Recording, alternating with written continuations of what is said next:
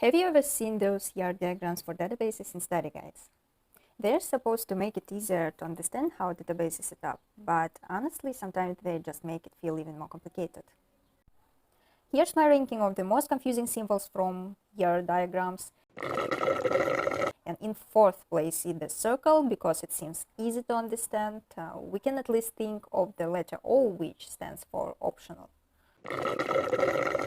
Taking the third spot is the fork symbol.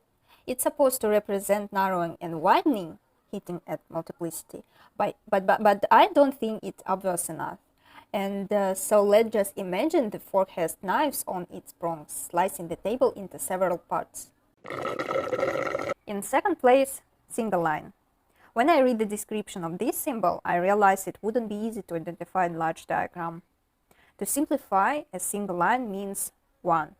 Replace the stick with a digit 1 and it becomes crystal clear that there can only be a record from the nearly table. And the number 1 spot goes to double line. This symbol brings me the most pain, and I read this text and my brains break down, and I came up with this visualization.